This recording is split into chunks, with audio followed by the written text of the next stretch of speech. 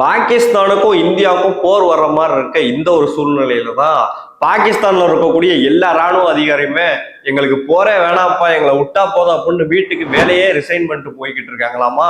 அது மட்டும் இல்லாம இந்த ஒரு நெருக்கடியான ஒரு சுச்சுவேஷனுக்கு முக்கியமான காரணம் என்னன்னு கேட்டீங்கன்னா பகல்காம்ல நடந்த ஒரு அட்டாக் தான். இதுல சம்பந்தப்பட்ட முக்கியமான ஒரு ஆளை இப்ப என்ஐஏ கைது பண்ண போறாங்க. இன்னைய தேதிக்கு நீங்க நம்பலனா கூட பாகிஸ்தான இந்தியன் ஆர்மி சுத்தி வளைச்சிருக்குன்னு தான் சொல்லணும். நீங்க நம்பலனா கூட இதான் உண்மை.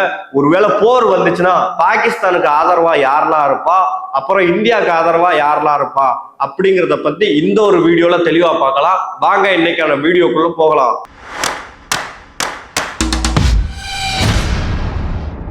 பகல்காம் அட்டாக் நடந்து கிட்டத்தட்ட ஒரு வாரம் ஆக போகுது. இந்த ஒரு சமயத்துலதான் அந்த பகல்காம் அட்டாக்ல இருந்த ஒரு ஆள் ஒரு ரோப் கார்ல பயணிக்கிற மாதிரி ஒரு வீடியோ இன்னைக்கு சோசியல் மீடியால ஷேர் பண்ணியிருக்காரு.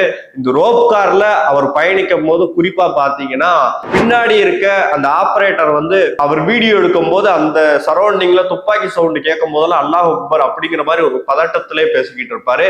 இவர் என்னன்னே தெரியாம ஜாலியா சுற்றுலா பயணி தானே அப்படியே சுத்திக்கிட்டே அந்த பகல்காமுடைய அழகையெல்லாம் அப்படியே ரசிச்சுக்கிட்டே போய்கிட்டே இருக்காரு. அந்த சமயத்துலதான் இந்த அட்டாக்குமே குறிப்பா நடந்திருக்கு. இன்னைக்கு என்ஐஏ இந்த வீடியோவை கைப்பற்றிருக்காங்க. என்ஐஏ இவங்கள்ட்ட கேட்கும் போது இவர் என்ன மாதிரியான ஸ்டேட்மெண்ட் எல்லாம் கொடுத்திருக்காருன்னா, எனக்கு முன்னாடி அந்த ரோப் கார்ல எல்லாரும் நிறைய பேர் பயணிச்சாங்க. அப்படி அவங்க பயணிக்கும் போதெல்லாம் இவர் அமைதியா தான் இருந்தாரு. குறிப்பா நான் பயணிக்கும் போதுதான் அல்லாஹ் அக்பர் அப்படிங்கிற மாதிரி கத்துனாரு. அவரை நீங்க குறிப்பா கைது செஞ்சீங்கன்னா இந்த அட்டாக் பின்னாடி யாரெல்லாம் இருக்கா, இதோடைய மூல காரணம் யாரு அப்படிங்கிற மாதிரியான எல்லா விஷயமுமே உங்களுக்கு தெரிஞ்சிடும் அப்படிங்கிற மாதிரி இந்த ரோப் கார்ல பயணிச்ச இந்த மர்ம நபர் குறிப்பா சொல்லிக்கிட்டு இருக்காரு. இந்த இடத்துல இருந்து நீங்க எப்படி தப்பிச்சீங்க அப்படின்னு என்ஐஏ கேட்டதுக்கு நாங்க பக்கத்துல இருந்த ஒரு புதருக்குள்ள என் ஃபேமிலியோட நாங்க எல்லாமே ஒளிஞ்சுக்கிட்டோம். அப்புறம் குறிப்பா அங்க இருந்த குதிரை சவாரி செய்யறவங்க எல்லாம் அந்த குதிரையோடைய ஓனர்ஸ் எல்லாம் தான் எங்களை காப்பாத்தி கொண்டு போய் ரயில்வே ஸ்டேஷன், இந்த விமான நிலையம் இங்கெல்லாம் கொண்டு போய் சேர்த்தாங்க அப்படிங்கிற மாதிரி இந்த ரோப்காரோடைய வீடியோ எல்லாம் பகிர்ந்த இந்த நபர் குறிப்பா சொல்லியிருக்காரு.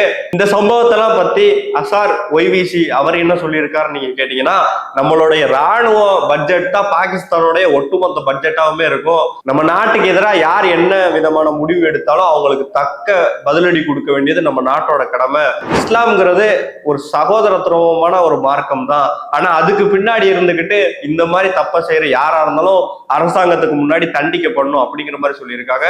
பாகிஸ்தான்ல இருக்கக்கூடிய எல்லா ராணுவ வீரர்களுமே குறிப்பா அவங்களுடைய எல்லை பகுதியை நோக்கி வந்துகிட்டே இருக்காங்க. என்னதான் இங்க நடக்குது அப்படின்னு நீங்க கேட்டீங்கன்னா, இந்தியா நீங்க நம்பலனா கூட எந்த விதமான நியூஸ்லயுமே காட்டலனா கூட பாகிஸ்தான 3 பகுதியில இருந்துமே இந்தியா சுத்தி வளைச்சிட்டு இருக்காங்க. அதனாலதான் ஒரு வேலை என்னவோ பாகிஸ்தானுடைய மொத்த ராணுவ அதிகாரியுமே எல்லையில குறிப்பா குவிக்கப்பட்டுக்கிட்டே இருக்காங்க.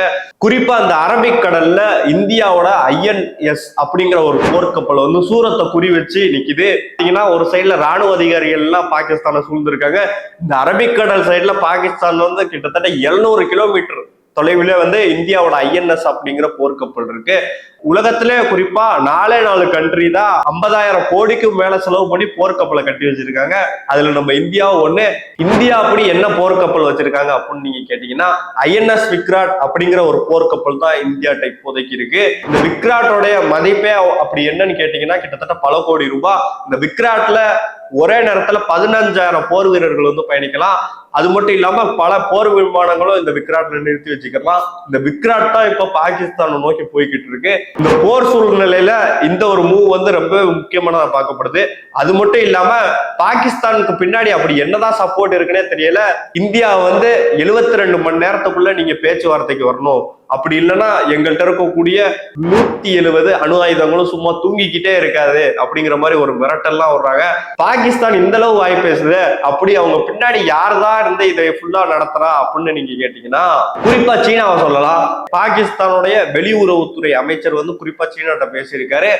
எங்களுக்கு இந்த சமயத்துல நீங்க குறிப்பா உதவிக்கு நீங்க இருந்தே ஆகணும் அப்படிங்கிற மாதிரி சொல்றதுக்கு சீனா என்ன சொல்லியிருக்காங்கன்னா, பயங்கரவாதிகளை களை எடுக்கிறதுல வேணா நாங்க சப்போர்ட்டிங்கா இருப்போமே தவிர போர் சம்பந்தப்பட்ட எந்த ஒரு முடிவுக்குமே சீனா வராது அப்படிங்கிற மாதிரி தான் இப்போதைக்கு சீனாவுடைய பதிலடி எல்லாம் இருந்துகிட்டே இருக்கு. அப்புறம் சீனா என்ன சொல்றாங்கன்னு கேட்டீங்கன்னா, பாகிஸ்தானுக்கும் இந்தியாவுக்கும் எந்த விதமான பிரச்சனை வந்தாலும் நீங்க பேசிதான் முடிவு எடுத்துக்கணும், சண்டை போட்டுக்கிறாதீங்கப்பா, ரெண்டு பேருக்கு நடுவுல ஏப்பா சண்டை போட்டுக்கிறீங்க அப்படிங்கிற மாதிரி எல்லாம் சொல்லியிருக்காங்க சீனா.